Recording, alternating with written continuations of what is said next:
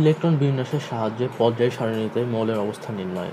তো প্রথমত পর্যায় নির্ণয় করার ক্ষেত্রে মৌলের ইলেকট্রন বিন্যাসের সবথেকে বাহিরের প্রধান শক্তি স্তরের সংখ্যাই হচ্ছে পর্যায় সংখ্যা। যেমন এখানে সবথেকে বাহিরের শক্তি স্তর হচ্ছে ১ নম্বর শক্তি স্তর, তাহলে এটার পর্যায় সংখ্যা হবে ১। তারপরে ক্যালসিয়ামের ক্ষেত্রে সবথেকে বাহিরের শক্তি স্তর হচ্ছে ৪ নম্বর শক্তি স্তর, এটার পর্যায় সংখ্যা হবে ৪। একইভাবে এটার সবথেকে বাহিরের শক্তি স্তর হচ্ছে ৪ নম্বর শক্তি স্তর, এটা হবে পর্যায় সংখ্যা ৪, আর এটার হবে ৩। তারপর হিলিয়ামের ক্ষেত্রে হবে ১ নম্বর পর্যায়।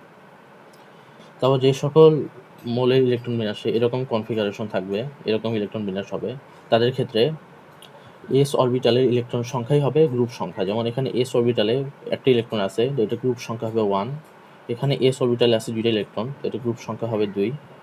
তারপর এখানে এস অরবিটালে আছে একটা ইলেকট্রন, তো এটা গ্রুপ সংখ্যা হবে 1। তারপর এটার হবে 2।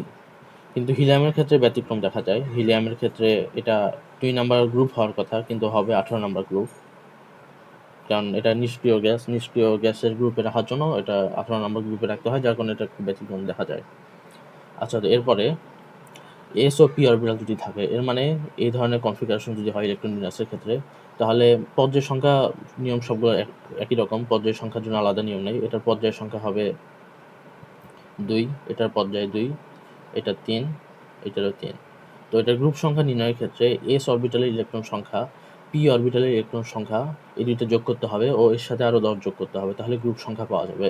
যেমন এখানে এস অরবিটালে ইলেকট্রন আছে 2টা, তারপর পি অরবিটালে আছে 3টা, আর এর সাথে যদি 10 যোগ করি তাহলে পাবো গ্রুপ সংখ্যা হয় আমাদের 15। তো নাইট্রোজেন 15 নম্বর গ্রুপে। একইভাবে এটা হবে 18 নম্বর গ্রুপ। তারপর সিলিকন, এটা হবে 14 নম্বর গ্রুপ, এবং এটা হবে 2 যোগ 3 আর 10, তাহলে এটা হয় 15 নম্বর গ্রুপ।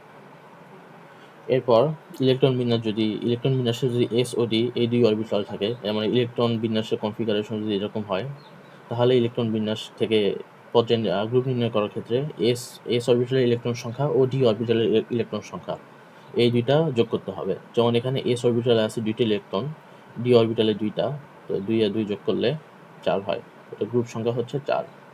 তারপর এটার ক্ষেত্রে 2 আর 5 7 নম্বর গ্রুপ, আর এটা 10 নম্বর গ্রুপ। এরপর এখানে পর্যায় নির্ণয় করার ক্ষেত্রে সবথেকে বাহিরের শক্তি স্তর হচ্ছে 4 নম্বর শক্তি স্তর, তো এগুলোর পর্যায় হবে 4।